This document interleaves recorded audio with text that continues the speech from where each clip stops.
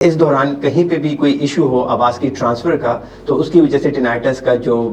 مرض ہے یا جو بیسیکلی یہ بذات خود ایک مرض نہیں ہے، یہ ہمیں پتہ چلنا چاہیے کہ یہ ایک سمٹم ہے۔ اگر کان میں بہت زیادہ ویکس ہو جائے اور بالکل آپ کا کان بلاک ہو جائے، باہر سے آواز آنی بند ہو جائے تو ابھی آپ کو ٹینائٹس آ سکتی ہے۔ جو کہ آپ اپنے کان کے نزدیک رکھتے ہیں وہ وائبریشن پروڈیوس کرتے ہیں کچھ دیر کے لیے اور اس سے پھر ٹینائٹس بھی کچھ دیر۔ السلام علیکم۔ ہم نے نوٹس کیا ہے کہ 92% ویوز ہمارے پاس ایسے لوگوں کی طرف سے آتے ہیں جنہوں نے ہمارے چینل کو سبسکرائب نہیں کیا، تو آج ہم مرہم کی طرف سے آپ کے پاس ریکویسٹ کرنے آئے ہیں کہ آپ ہمارے چینل کو سبسکرائب کریں تاکہ ہم اور انفارمیٹیو کنٹینٹ اور اچھے ڈاکٹرز اپنے پلیٹ فارم پر لا سکیں۔ Thank you. السلام علیکم، میرا نام ڈاکٹر ارشد اللہ آفریدی ہے۔ میں ایز ایسوسیٹ پروفیسر ENT ناک کان گلا کام کر رہا ہوں Shalimar institute of health sciences میں۔ اگر آپ کو میرے شعبے کے حوالے سے کوئی بھی سوال ہے یا کوئی بھی معلومات لینی ہے تو آپ نیچے دیے گئے لنک پہ کلک بھی کر سکتے ہیں اور ساتھ میں جو فون نمبر ہے اس پہ کال کر کے آپ معلومات بھی حاصل کر سکتے ہیں۔ آج ہمارا ٹاپک ہے ٹینائٹس، یا جس کو اردو میں ہم کہتے ہیں کانوں میں شور کا ہونا یا کانوں میں سیٹی جیسی آواز کا بجنا یا کانوں میں ڈفرینٹ قسم کی آوازیں آنا۔ اس کی وجوہات کیا ہیں، اس کی ٹریٹمنٹ کیا ہے اور اس کے ہمارے پاس ڈفرینٹ ٹریٹمنٹ آپشن کون کون سے ہیں۔ سب سے پہلے ہمیں پتہ ہونا چاہیے کہ کان ہمارے جو ہیں وہ سننے کے ساتھ ساتھ جو بیلنس ہے اس کا بھی کام کرتے ہیں۔ تو اس کا مطلب ہے ہمارے جو کان ہیں وہ دو طریقوں سے کام کرتے ہیں، ایک سننے کا اور ایک جو آپ کی باڈی کی پوسچر ہے اور بیلنس ہے اس کو مینٹین کرنے کا۔ تو جو سننے کی حص ہے، اگر اس میں کوئی ایشو آ جائے یا سننے کی جو حص ہے، جیسے ہم سنتے ہیں باہر سے آواز آئی، ہمارے کانوں نے وہ جو آواز ہے اس کو کلیکٹ کیا، پھر اندر برین تک اس کو پہنچایا، وہاں پہ جا کے وہ پروسیس ہوتے ہیں اور اس کے بعد ہمیں سمجھ آتی ہیں، دین وی جو ہے وہ اس کا جواب دیتے ہیں۔ تو اگر اس دوران جو کان سنتے ہیں اور اس سے دماغ تک پہنچانے کے درمیان میں کہیں پہ بھی کوئی ایشو آتے ہیں تو یوزولی اس سماعت کی کمی کے ساتھ ساتھ جو ٹینائٹس ہے یا کانوں میں شور ہے وہ اس کا مسئلہ بھی آ سکتا ہے اور وہ ایشو بھی ارائز ہو سکتا ہے۔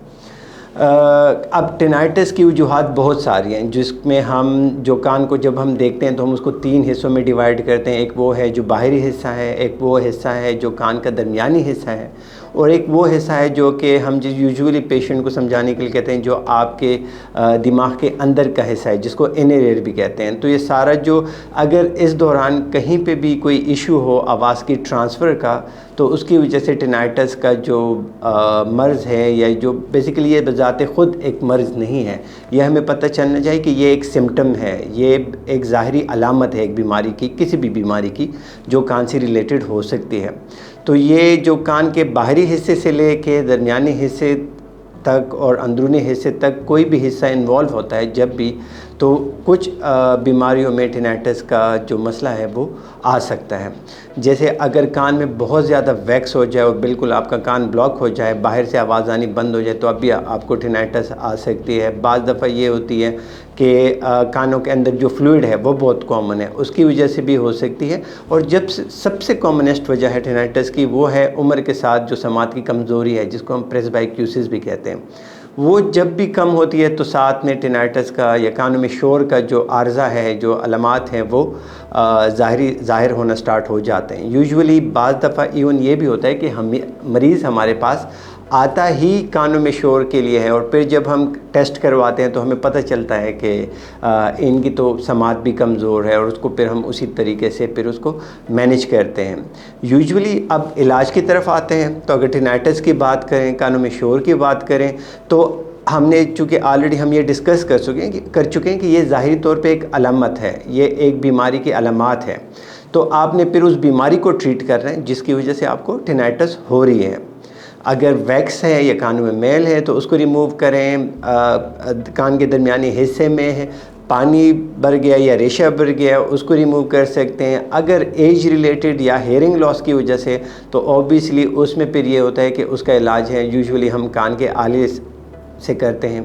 کان کا آلہ لگاتے ہیں تاکہ جو نارمل ہے وہ جو ہیئرنگ ہے وہ نارمل تھریشولڈ پہ آ جائے اور آپ کو جو باہر جو ٹینائٹس ہے وہ کم سے کم سنائی دے اور باہر کی جو آوازیں ہیں وہ زیادہ اچھی سنائی دیتی ہیں۔ اس میں آپ کچھ ایسی دوائیاں بھی دے سکتے ہیں جس سے آپ کو جن کو ہم انگزولیٹک کہتے ہیں، جس سے پریشانی ختم کرنے والی دوائیاں ہوتی ہیں یا یوزولی سلانے والی دوائیاں ہوتی ہیں۔ اس میں کچھ ایسے بھی چیزیں ہمیں ملتی ہیں جیسے ٹینائٹس پین ہوتے ہیں جو کہ آپ اپنے کان کے نزدیک رکھتے ہیں، وہ وائبریشن پروڈیوس کرتے ہیں کچھ دیر کے لیے اور اس سے پھر ٹینائٹس بھی کچھ دیر کے لیے ختم ہو جاتا ہے۔ تو الٹیمیٹلی ایٹ دی اینڈ ہمیں یہ ہے کہ اگر ٹینائٹس ہم جب بھی ہو تو آپ نے اپنے ENT کنسلٹنٹ کے ساتھ مشورہ کرنا ہے، اس کو آپ نے چیک کروانا ہے، وہ آپ کو کمپلیٹ ناک کان گلے کا معائنہ کرے گا اور اس کے ساتھ ہی پھر جو بیماری جس وجہ سے کانوں میں شور ہو رہا ہے اس کا علاج کرتے ہیں اور اس کے ساتھ ہی آپ کی جو شور ہے وہ بھی ٹھیک ہو سکتی ہے۔